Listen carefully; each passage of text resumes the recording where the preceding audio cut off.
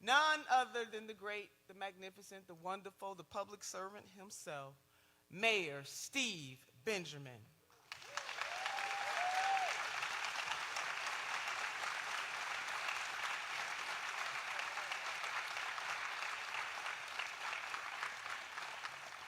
Thank you, Senator Turner. I must say first, that is the longest walk from here to there to get here. I think others will see that as well. It's an honor to be here. As many of you know, the road to the White House begins in South Carolina. God bless the people in Iowa and New Hampshire, but this is where it happens right here. I want to thank each and every one of you for taking a very active role in selecting who will be the Democratic nominee to try and restore some order and sanity to this great nation. We do indeed live in the greatest democratic nation in the history of the world. It is that way because of men and women like each and every one of you who help build it and who will help sustain it and who will help preserve it. So thank you all for being here. I had a chance, please.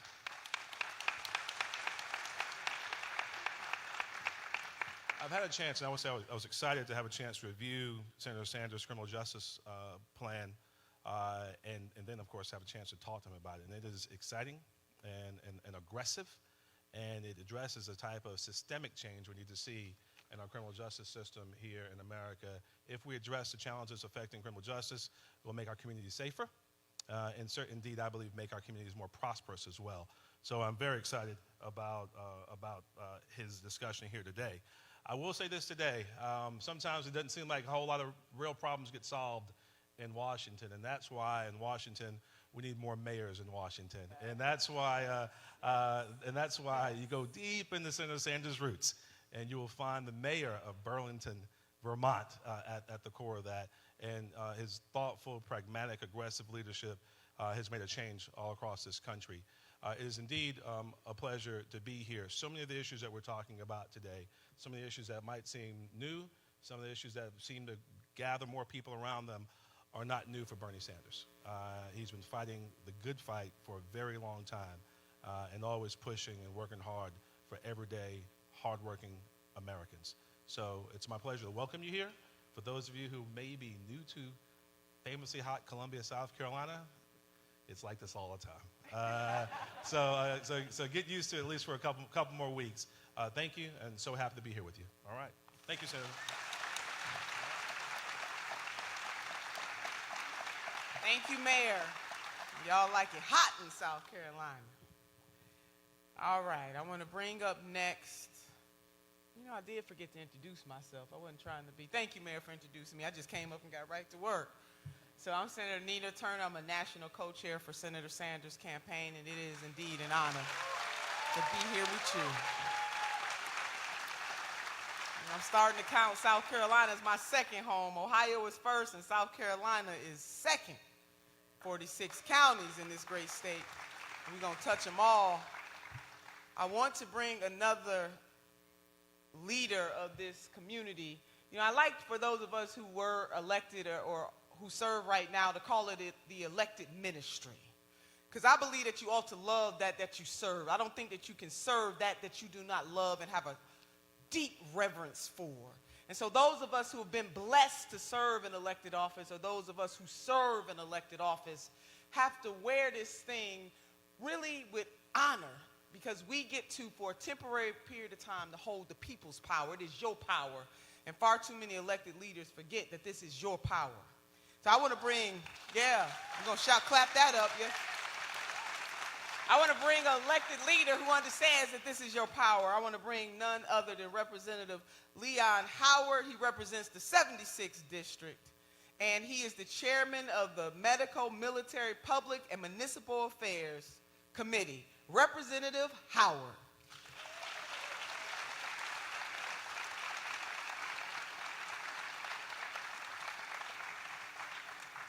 Thank you so much. It's truly a hard act to follow. I was hoping I didn't follow the mayor, but I do the best I can. I, too, like Senator Bernie Sanders, believe that health care should be a birthright in this country.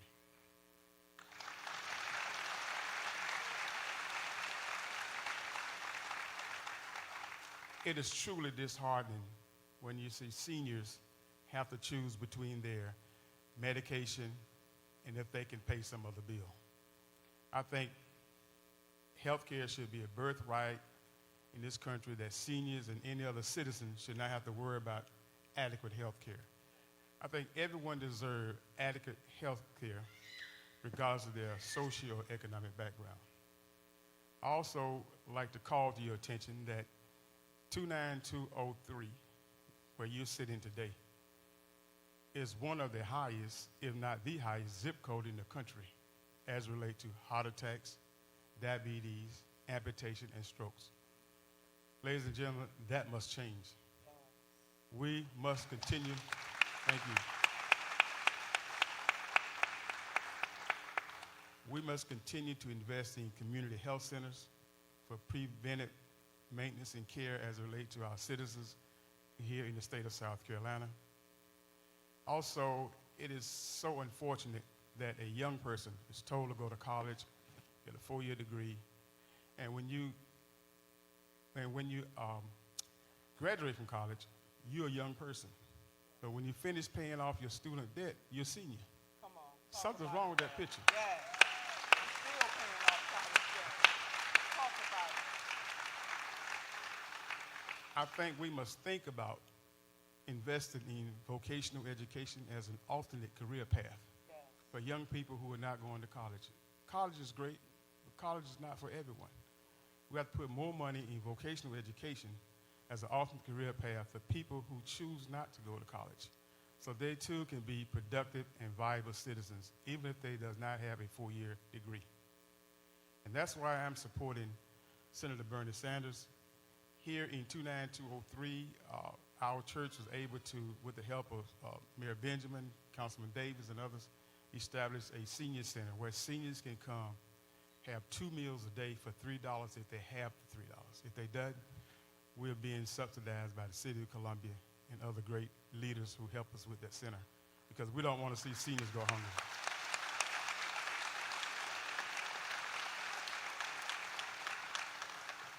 Also at that particular center, we stress exercise, health. We have a walking trail, a community park, and culinary cooks so seniors get healthy meals every day. Thanks to the City of Columbia, thanks to Mayor Benjamin, Councilman Davis in this area, all working together. And we look forward to working to President Bernie Sanders on the national level as we continue to gather more community centers that's in the best interest of seniors. Thank you so much for this opportunity. Look forward to seeing you on Victory Night. Thank you. Thank you, Representative Howard. Let's give it up for the rep again. Yes.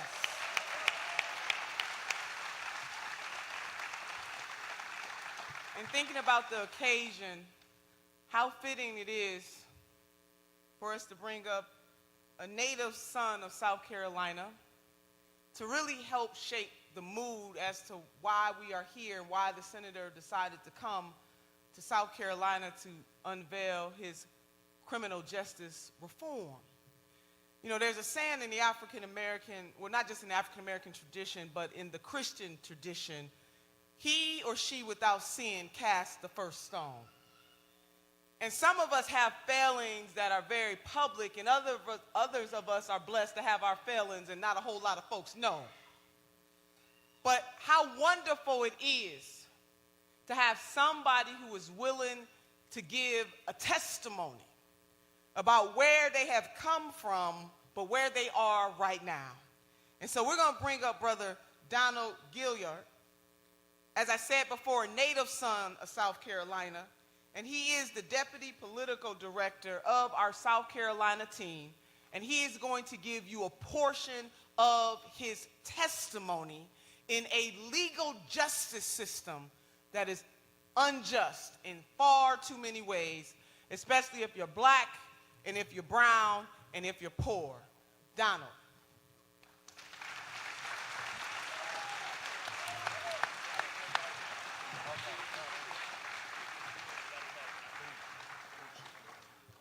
I certainly want to thank Senator Turner for those very kind remarks. And, you know, as I look at you all here today, it's really, really wonderful and heartening, and it gives hope to guys like me.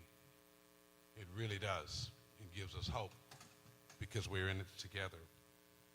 It gives me great pleasure to be here because I remember another day in 1993 when I stood in front of Judge Saul Blott in the federal courthouse in Charleston as he sentenced me to life in prison for a nonviolent drug offense. I was 33 years old then, and I was no angel. I certainly had made some mistakes, and drug addiction led me on a downward spiral heading towards destruction. It's hard to explain the loneliness and hopelessness of being sentenced to die in prison for a nonviolent crime. But I had lost my way, and I needed an internal transformation. So I began the process of changing the rest of my life. So when the doors opened to me, after 20 years, I came home excited and eager to make something out of the rest of my life. But society wasn't as forgiving.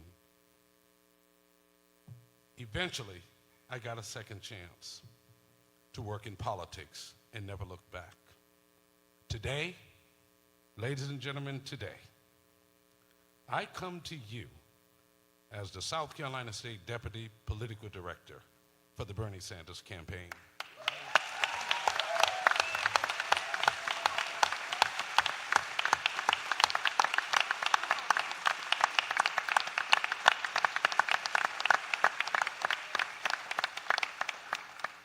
Obviously, this is a man that's not talking about criminal justice reform. He's living it. I don't have to tell you. The people who've done their time and get out and go and apply for a job, and they can't get it when they say a convicted felon. Senator Sanders knew that the first day I met him, and he said it didn't matter. That's the kind of man he is. Living criminal justice reform to the fullest. I am proud, honored to be working with a man who don't just talk the talk, but he walks the walk. Thank you. Come on. Give it up. Brother Gilliard. Man, he don't just talk the talk, he walks the walk. All of us may need at any point in our lives or love somebody who needs, somebody to have mercy and to be given a second chance. And sometimes, depending on what it is, you may need a third and fourth chance as well. So, Brother Frederick Douglass once said that it is easier to build strong children than it is to prepare broken men. And what we have in Senator Sanders' criminal justice reform is the revelation and the recognition that something is wrong in this country when most of the folks in prison are poor. When a lot of the folks in prison may have a drug addiction. Too many of our sisters and brothers in prison have a mental health crisis. And instead of treating drug addiction and mental health crises as a medical need, we criminalize it. Far too many folks are in prison right now, have not been charged with anything, but they can't get out because they cannot afford the bail. What kind of nation do we live in when just by virtue of your economic status that makes you a criminal? Aren't we blessed to have in the leadership of Senator Bernard Sanders somebody who doesn't wait for the polls to tell him what is right, what is just, and what is good, but somebody who stands up for the people at all times. You will know a tree by the fruit that it bears. And Senator Bernie Sanders has been bearing justice-driven fruit for a very long time. And he's not one of those folks with a fancy title who's afraid to take a risk. He stands up and uses the people's power to speak out against injustice. He stands up for what is just, for what is right, and for what is good. Columbia, South Carolina, I bring you the visionary and the champion of the people himself. I bring you somebody who we want them to roll the tape over and over and over again because somewhere there's Senator Bernie Sanders speaking out for the people. I bring you the next president of these United States of America, Senator Bernie Sanders.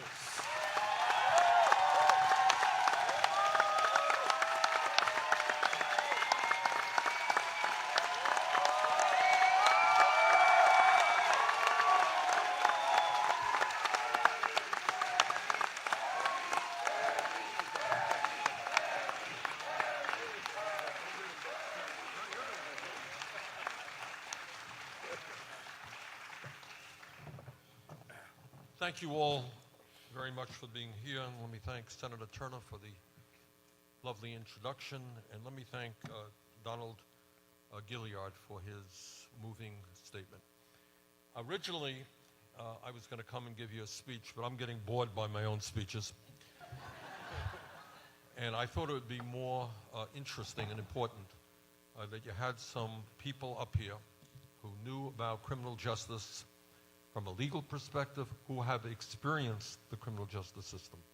And later on, I want to open it up to everybody. So this is a discussion about an issue that of its enormous consequence in this country, but does not get the kind of discussion that it deserves. So we have laid out what we think is perhaps the boldest criminal justice reform package in the history of United States politics. Some of you may agree with it all, some of you may agree with it some, and that's fine. Let's discuss it. And we're going to involve the panelists in that discussion. What I have learned in my political life is that what is most important is not having the answers, but having the questions.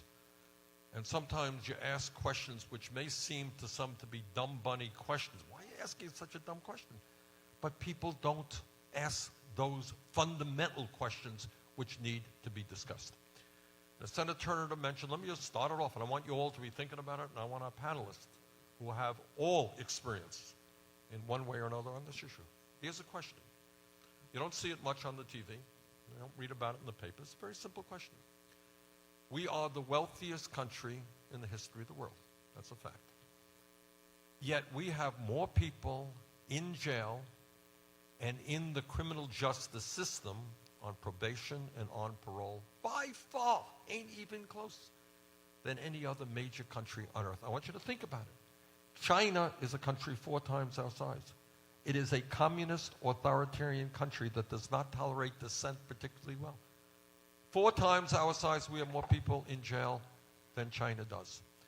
And the folks that we have in jail are disproportionately poor, disproportionately minority, African American, Latino, Native American. We spend, and I want everybody to hear this, $80 billion a year of taxpayers' money at the local, state, and federal level to lock up fellow Americans. $80 billion a year. And we end up with more people in jail than any other country on earth. So let me start off this discussion and lay it out to the panel, and I want all of you to be thinking about it. Might it not be a better idea to start taking some of that $80 billion spent to lock people up and maybe, just maybe, start investing in our young people, investing in good education for our kids, investing in job training for our kids so they don't end up in jail in the first place.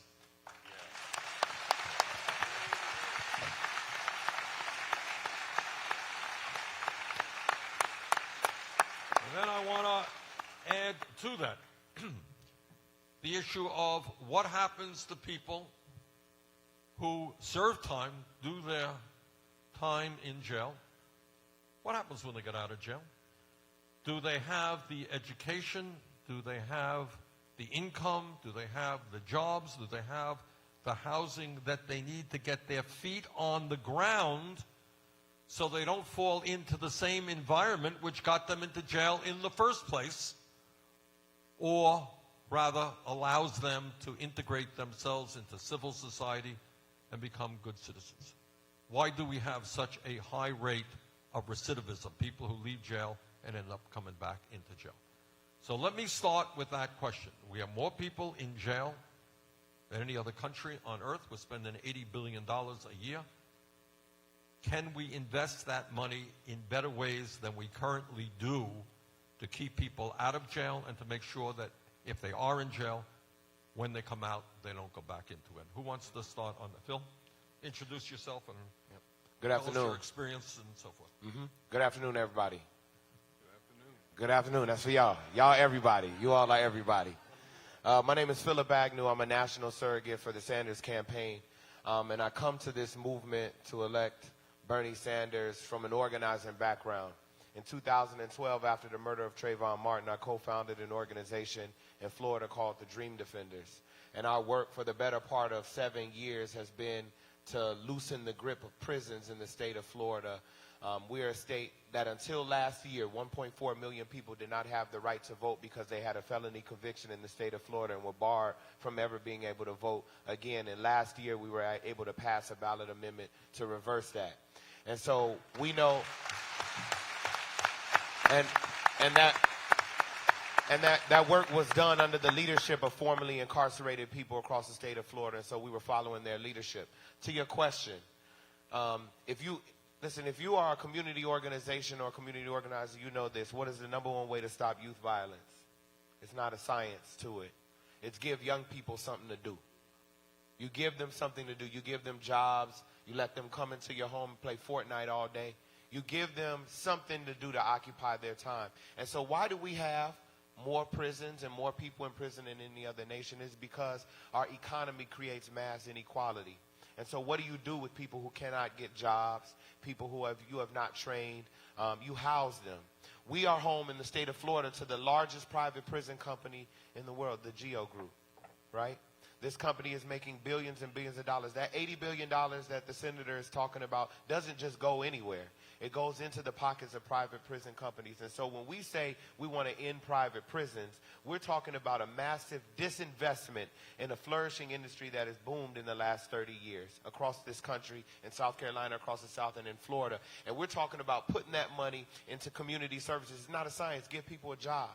Give them the opportunity to go to school, a quality school. Give them the opportunity to study a vocation or a trade. Give people the opportunity to travel and to move about and to become the people that we want them to become. And so it's not a science, right? It's not complex. When we're talking about moving this money that obviously is going to support a business that is heinous. I'm going to tell y'all one other thing. And I want you all to look at a Miami Herald story that came out last year. About a fight club that was organized in the private prisons in the state of Florida across the youth prisons. State of Florida has 100% private prisons in its juvenile justice system. And they were paying kids to fight, right? And they were paying them with what? What were they giving them? Commissary, yeah. They were giving them honey buns. And so the lives of our children, right, the future creators of our lives, were being put in the hands of a private prison industry that was causing them to fight each other over honey buns. And so this is a system this is a moral issue. It's an economic issue and it is a moral issue. And this is the most radical program that's been put forth, not by a presidential candidate this year. I'm talking about a presidential candidate in history. I urge you all to read this plan because what we're talking about is a revolutionary act when we're talking about criminal justice. Thank you, Phil.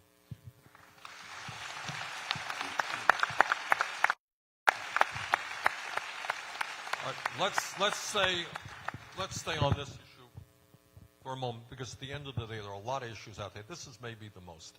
Why do we have so many people in jail, and how do we cut back on the number of people who get arrested and end up in jail? Aaron, did you want to say a word on that, or? Good afternoon. My name is Aaron Green. I'm from Orangeburg, South Carolina, a graduate of the University of South Carolina twice, undergrad and law school.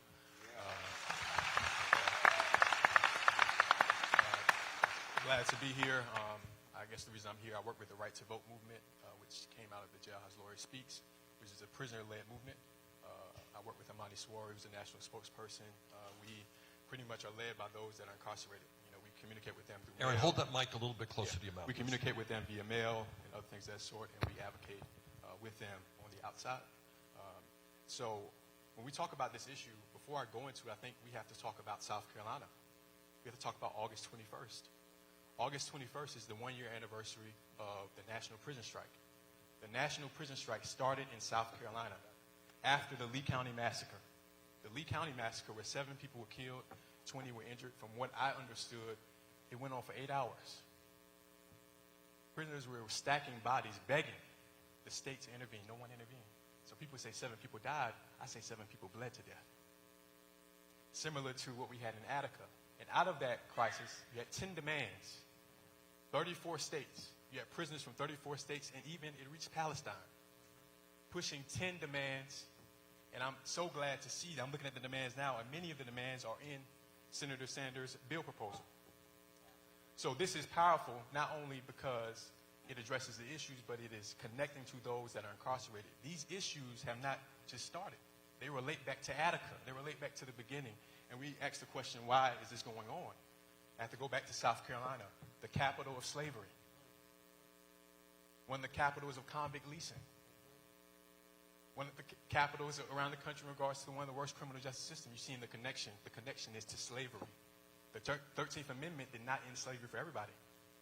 The 13th Amendment, what does it say? It doesn't end slavery for those that are incarcerated. So when we're driving down the highway and we see people, SCDC, picking up trash for 5 cents an hour, that is slavery. When we go to our state house and we see people cutting the grass, that is slavery. And if we're going to change this system, we have to be committed to ending slavery. We have to be committed to breaking every chain.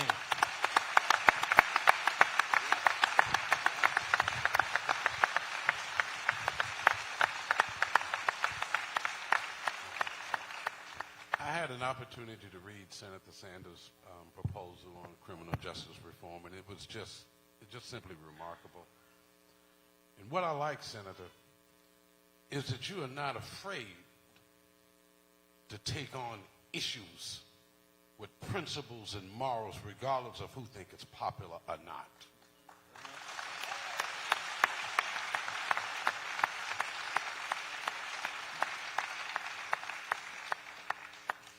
The system is broken from the bottom up, total, everything. From when they get arrested, the call on the phone, your mother has to pay $5 to talk to you 2 minutes on the phone. Profit, coming. You get a commissary, they get a candy bar, $3.80 for a 20-cent candy bar. Yes, it's true. Right now, you probably can go to Richland County Jail. They price gauging our families right now. So the cycle of what happens in prison is real. Please read this senator's platform on criminal justice reform. And I know all the candidates will be talking about it, but trust me, nobody understands it, and nobody is talking about the real substantive issues the way Senator Sanders is.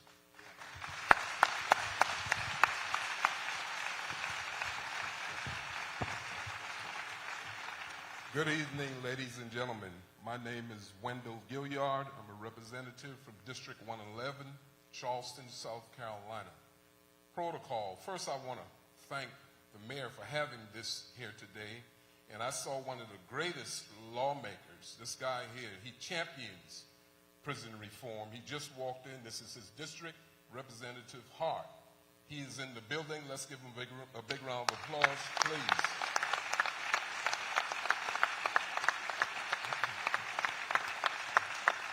That's him right there. All right.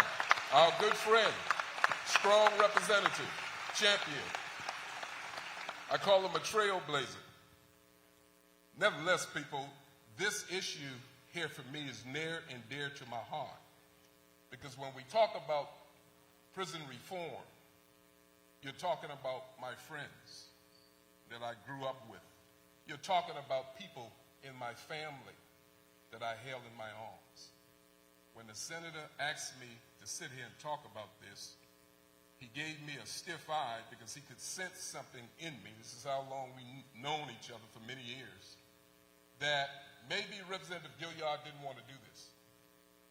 Well, I'm here today to tell you, because of his stance on being real and knowing his platform and knowing that he's a man with backbone. That's right. And that's what we need in Washington and all levels of government these days, because backbone you don't find anymore. Realism. All truism is what this platform is all about. When I say my family members, I can reflect that one night, about 4 o'clock in the morning, I had gotten a phone call. And one of my family members was carted off to prison. And long story short, he's doing time in a penal institution right here in the state of South Carolina. I learned from experience. I talk from experience once I do my research. When the person that you love, and you know that he went to school, he was an A student, and anything that they gave him, he could touch, turn over immediately. He had a memory like Einstein. But nevertheless, he got caught up with the wrong group. You could come from the best of families, but that don't guarantee you nothing, that nothing won't fail in life. But when that does happen, you have to be there for them. The reason why I'm telling you this, ladies and gentlemen, because his story is your story and your story. I look at prison reform from the top down. You know why I say the top down? Because when you look at the state of South Carolina, there are 78 Republicans, 44 Democrats, and we have 2 vacancies in the House.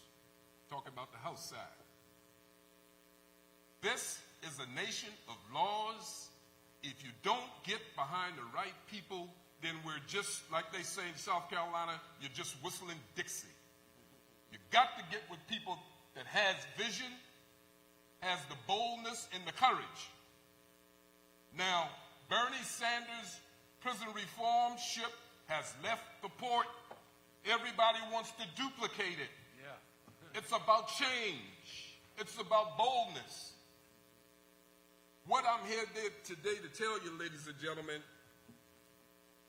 my relative told me we have a serious problems in the prison when it comes to these gatekeepers. We call them the guards. Now, given the fact that there are some respectable gatekeepers, and they mean well, but for the most part, they are the cause not only of recidivism, but longevity in jail. Because the way they treat human beings is wrong in prison. Indignant, the disrespect. I'm keeping a journal on all this because if you read his reform, he talks about equal pay, paying people. He talks about training. We have to train these gatekeepers. We have to let them know that the people that you're in there to watch for us, treat them with dignity and respect because they're human. Don't get in there and antagonize them because you don't like them. You don't like the fact that you know their family members are out here trying to make a change. You don't like the fact because of the color of their skin, so you treat them in an indignant way. If we don't change the system as far as the gatekeepers, then we're just whistling Dixie. And if we're going to stand for prison reform, we better get behind the person who wants to reform the prison, and that's Bernie Sanders.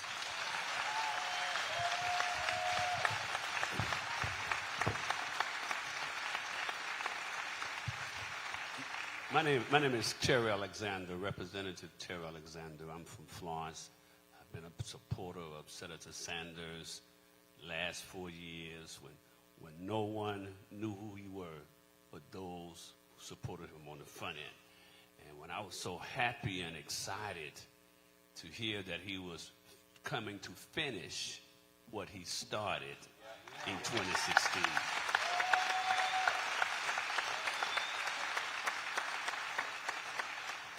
Now, I don't believe any of us are against people who are committed crimes to go to jail. I don't think any of us are saying we are anti-prisons, or whatever the term might be. Yeah, we're not here saying that. I don't believe Senator Sanders saying that if you commit a crime, you don't need to go to jail. We're not saying that, because some folks do need to go to jail. But the process, Yes, I have some in my family. But the process in which all of that happens, and prison reform has been alluded to, is not just about locking up folks and then letting them back out. Somehow, somewhere, he or she got to that point. And the question becomes how we manage this whole process. From the court system, from the inability to pay their fines, to once you get in prison and making all those phone calls and putting the burden on your families. And then once you get out of prison with no training, no way of getting a job because your record has been splurred. Prison reform has many legs, almost like an octopus, going several directions. And Senator Sanders' bill addressed those issues. It's not a one-pronged process. It's 10 or even maybe even more that we need to do. Well, let me say this little story, and I'm going to go ahead on. About 4 years ago, I was approached by some young ladies from out of the region. They just called me. She was from Spartanburg. And she's representing Alexander. We need to talk to you. And they want to talk about prison reform, prison reduction. And have any clue from them. About 10 women from across the state. I've never seen them in my life. They came to Florence. We met, and they said, we need some help. People in jail are dying, not just physically, but are dying mentally because of the condition. And we need somebody to help us push for prison reform. It wasn't even on the radar, Senator. Help push for prison reform. Right now in South Carolina, in order for you to apply for probation or parole, you had to do 85% of your time. Doesn't guarantee it, but it gives you the opportunity to apply for it. I filed a bill about 4 years ago. Didn't get a lot of traction on it, to reduce it from 85 to 60. Since that time, however, folks grabbed that bill. Now we have a prison reform committee in South Carolina. And we're looking at all of these facets. Looking at how we're going to what's going to make that person incarcerated a better person when he or she comes out. That's the question. And how did he or she get there in the first place? And then once you get out, what are we going to do about it? So it's a massive problem. And it's massive and it's costly. You know, it costs about $21,000 to house a prisoner in South Carolina. The state is only paying $3,000 to educate a child. Let that sink in. Yep. Thank you, Terry.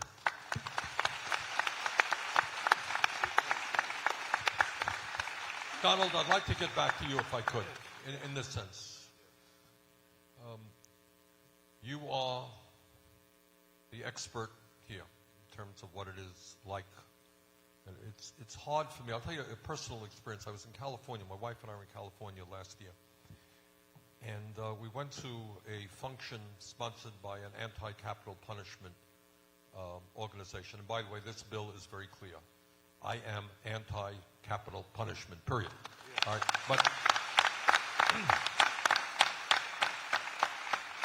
but I went there, and at the function, at the dinner, they had a number of folks who had been on death row, who had been charged with a capital crime.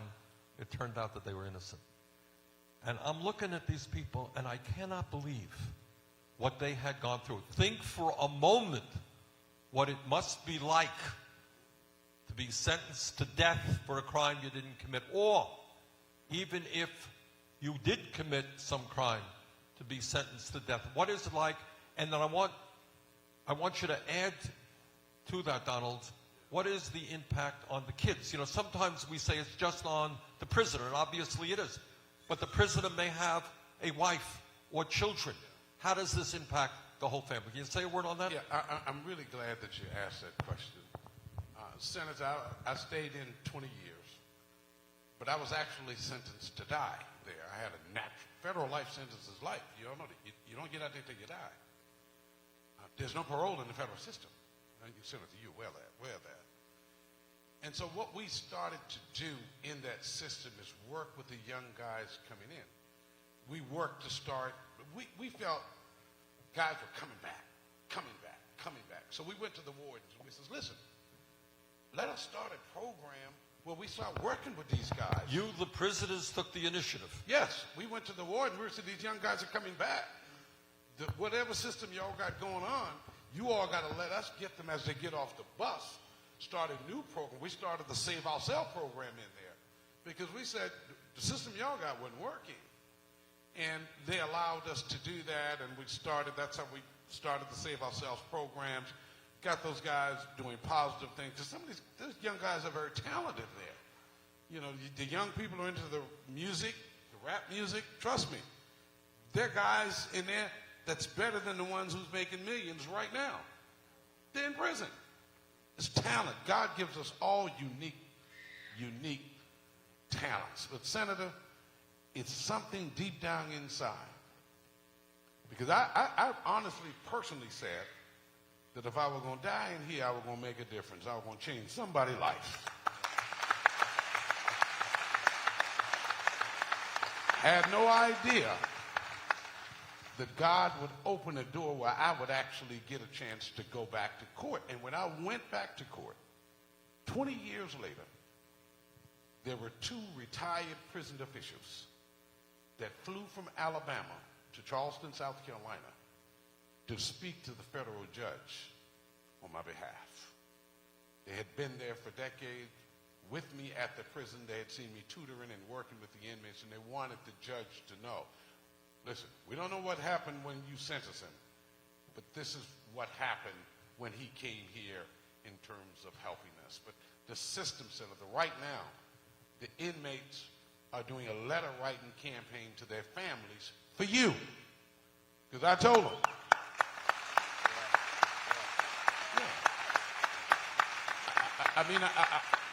Yeah, because I'm in contact with them guys. Listen, you're trying to get out.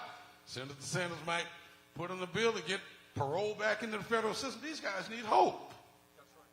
And they need it now. Thank you. I just want to say something real quick here. Because I feel like we're kind of touching at the contours around it and we're going a little bit soft here. We're talking about a prison system that is racist. It has been racist since its inception. We're talking about a prison system that hates black people. It hates poor people. It hates women. Black women are the fastest growing group of people in prison. Latina women are the fastest group. It hates trans people, right? This is a system, we have to look at ourselves in the mirror. Our society takes schools away from people, takes community centers away from people, takes jobs away from people.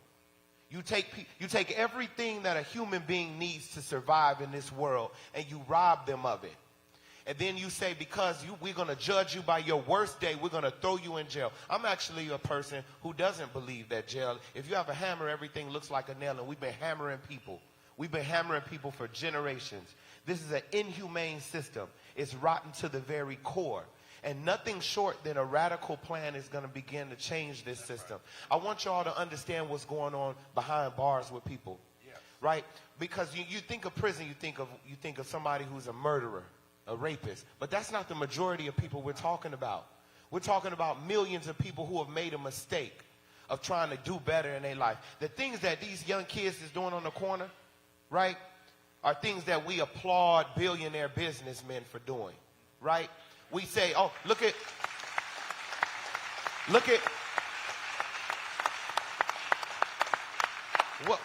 it is a crime for you to try to do something for what you have.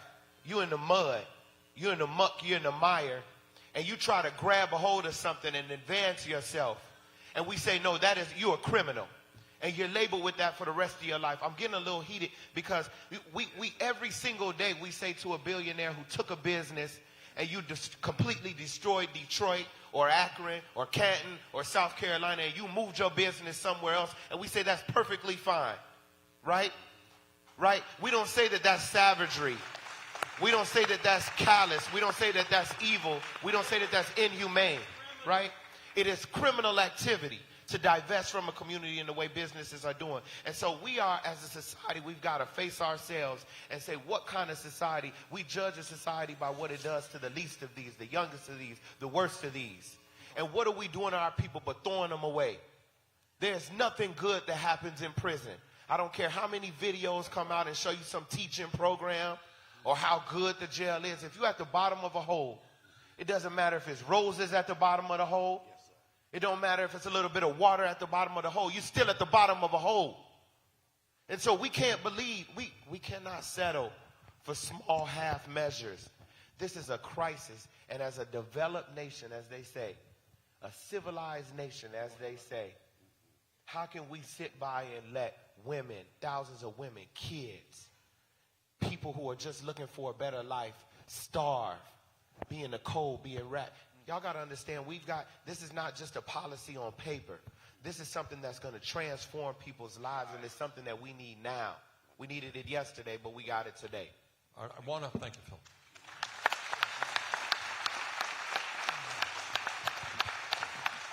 I want to open this up in a moment. I want to deal on one more issue here. There's so many issues here.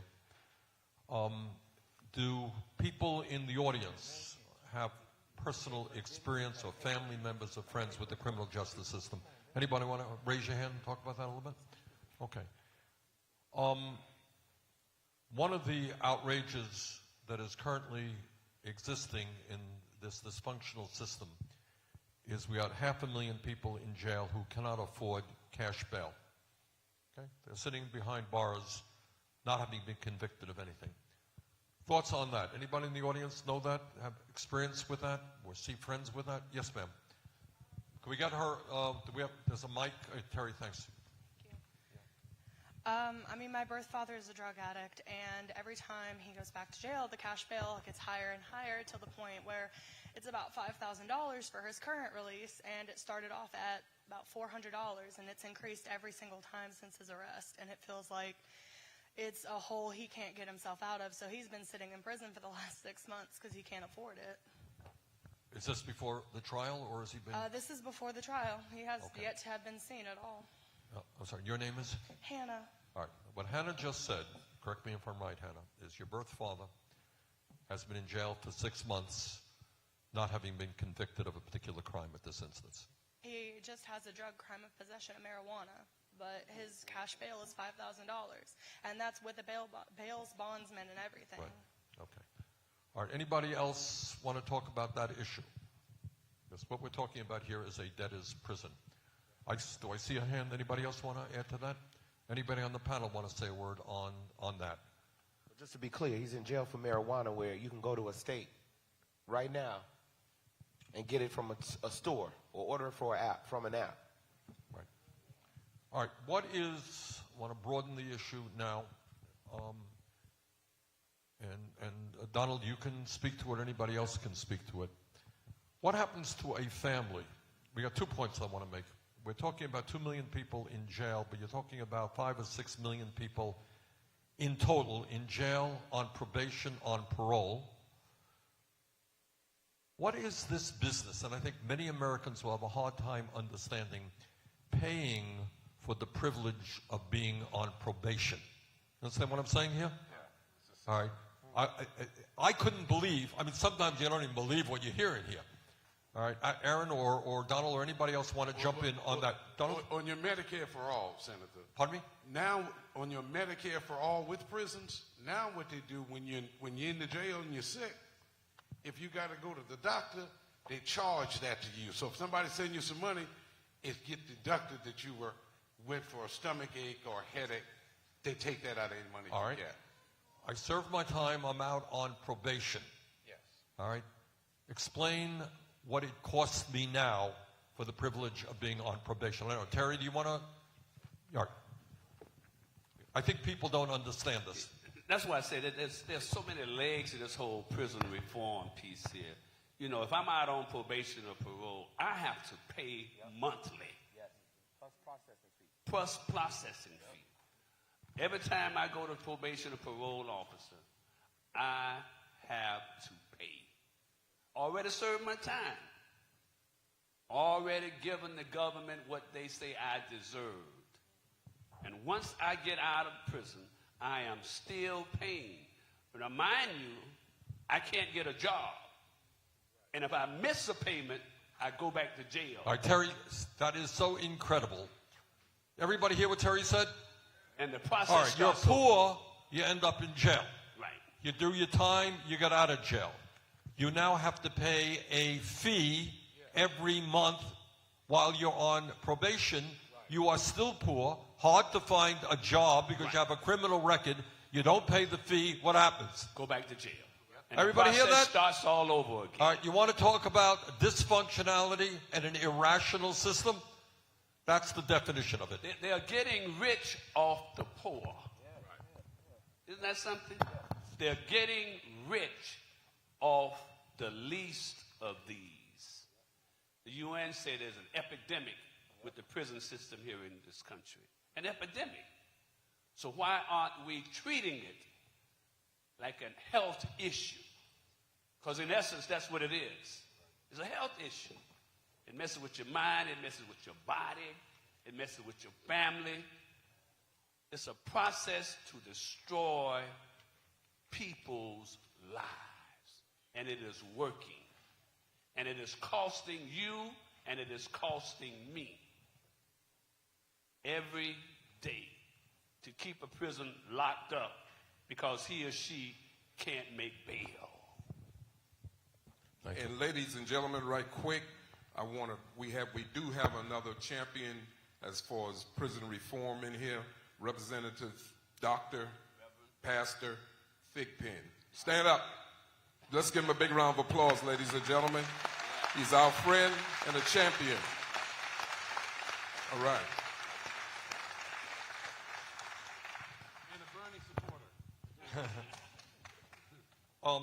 Unfortunately, we don't have much more time. I want to get back to Donald again because I'm sure you wish that wasn't the case, but you turned out to be the expert on so many things because of your life experience. You were there. Talk a little bit about folks who end up in prison because of addiction, because of mental health issues. All right, will you say a word on that? Yeah, be happy. To be honest, Senator, that's what happened in terms of my situation with the addiction. That's how I started down to that spiral. I got addicted to cocaine. And at one time, I was so addicted, there was a guy that came to me and says, if I help him find a gram of cocaine, he would give me half of it. I wasn't getting any money. And so I went, you going to give me half? He said, yeah. So I went and did the transaction for him. He gave me the money. I went and got it, gave it to him. Then he takes out the gun and the badge. So now when I go to federal court, I got 3 extra points now as if I'm a major drug dealer. And I wasn't going to get a dime out of it. I was sick. I was addicted. All right. Please tell that story again. I don't mean... Yes, sir. Again, this is another example. I want everybody to hear this story. This is 20 years of your life. Is that correct? Yes. Explain again how you got 20 years of your life. The 20 years, this was a predicate offense that had happened when I was addicted. The guy came to me, I didn't know who he was, said he wanted to get a gram of cocaine, and he said that he would split it with me and give me half of it. And you're addicted at this point. And this time I'm addicted. And so I went and got it for him, brought it back, looking for him to give me the half he's supposed to give me. He takes out a gun and a badge, and I got a distribution charge. At that time, at that time, well, it was entrapment, but I don't have the money. I got a public defender, and that's another thing. When you got a public defender, they got 1,000 cases, and they work with the system, and you see them 10 minutes before time to go to court. And all right, I'm going to interrupt you again. All right. Because each one of these things is worthy of a 5-hour discussion. What you just said, please, maybe I didn't hear it right. You are now going before a judge. Yes. And your legal preparation is how long? You're talking to your attorney? You see about 10 minutes before it's time to go to trial. You might be in jail 9, 10 months and never see an attorney. All right? Can you imagine going into getting sentenced and you have 10 minutes with a public defender who has dozens of other cases that he or she has to deal with? Is that the case? Yeah, correct. So essentially, despite the Constitution of the United States, you have no legal protection. None. Yeah, Aaron? I wanted to add on to the mental health component because the system that we currently have, it does not rehabilitate you. It really dismantles you. Not just because solitary confinement. You spend 2 weeks in solitary confinement, your brain goes crazy. I know people that spent 5 years. I know people in California, Pelican Bay, that spent 20 years. But not just talk about solitary confinement. Let's talk about long-term lockdown. We have prisons in South Carolina. McCormick is on long-term lockdown. Lee County was on lockdown for, I want to describe long-term lockdown for you. 23 hours a day you are in your prison cell. Maybe for a year. You are inside your prison cell for 23 hours a day. Only time you get out maybe to shower because they throw your food to you and you have to eat it inside of your inside. So, we have to talk about this system. What my brother Phil was talking about, this system is vicious. It's very vicious. It's very vicious. And we also have to talk about the element, the word criminal. Why has America become so much in love with that word criminal? We know what it stems from, do we? The Reagan era, when they said it wasn't right to say the N-word, they decided to say thug and criminal.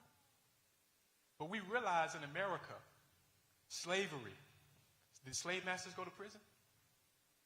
Did lynchers go to prison? Did Klansmen go to prison? So why are we comfortable with mostly poor people, black and brown people, filling our prison facilities? And in South Carolina, we make up, African Americans are nearly 30% of the population. We make up almost 70% of people in prison. Are African Americans doing this crime? We have to understand this system is fixated at targeting. And I think also your bill is powerful because it talks about the police state we live in. And it impacts people that are not even in prison. Eric Gardner. But we can't just talk about Eric Gardner. We have to talk about Erica Gardner. 29 years old, had a heart attack. Why did she have a heart attack? She was walking the streets of New York, and the police were saying, "We killed your father," when she was organizing. This is terror on Pacific people. In South Carolina, we have tanks. Do y'all see the tanks sometimes, the police departments, going into communities? Military assault rifles in communities? Come on now. This system is aimed at a Pacific people, and we have to attack it like that. Because if we don't, people will continue to perish. And I can't sit back and watch as people perish, and I appreciate Senator Sanders and these brothers. Let me take it to let me take a step forward on what Aaron just said. How many people in this country, once they are convicted of a felony, Donald, you able to vote? Yep, you able to vote in the state of Carolina? Yes. You are. They sent me a letter the same day. Now, in the state, they don't do that. But the federal government sent me a letter, and I went and registered that same day. Okay. But how many people now, and in Florida, Phil, you talked about Florida, and there was a massive, really extraordinarily well-run campaign, which ended up with, what, 60% of the vote? And it said to the 1.4 million people in Florida who had felonies that they would be able to vote. Yep? And what did the legislature then proceed to do? Bill, tell them. After 60% of the people voted to restore voting rights. The people spoke, and what the legislature did is then said, well, we don't care that you all decided that once you are done with your prison term, you can vote, because we want to say that you have to pay all your fines, and then you can vote. So a poll tax. So what you got all over this country, now this gets right into, a little bit what Aaron is saying, what Phil is saying, what others are saying. Here's the politics of it. You disenfranchise. You say that if you get a felony, you can't vote. And lo and behold, in Florida, we have major presidential campaigns decided by a few hundred votes.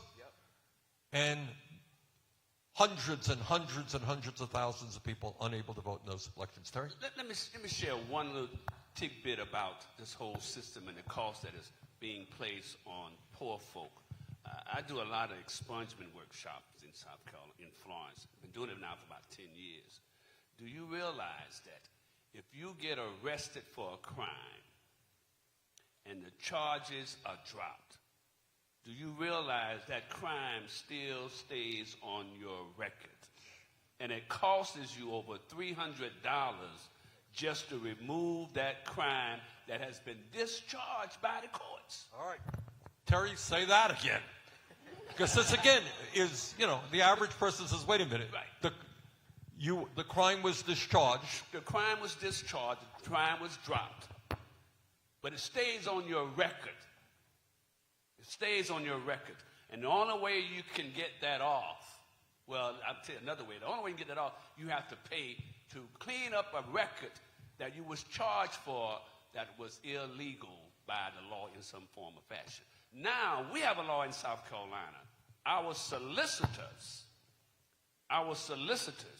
have the authority, when the charges are dropped, to sign a form right then, but they don't, because the $300 and something that you have to pay to clean your record for a marijuana joint is still on there, and you have to pay $300 and something to the solicitor's office, who has the authority to expung you right there on the spot.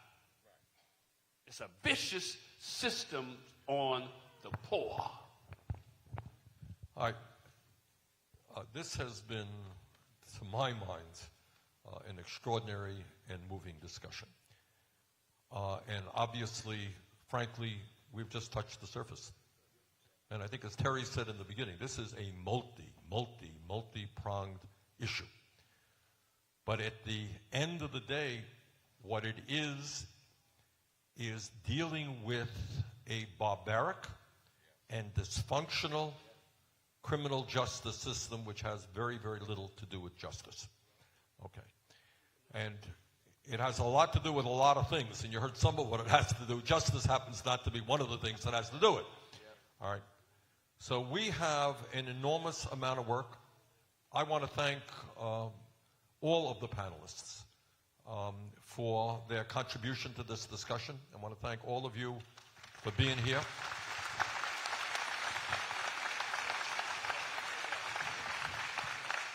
I want to thank Major Benjamin. Is Mayor still here?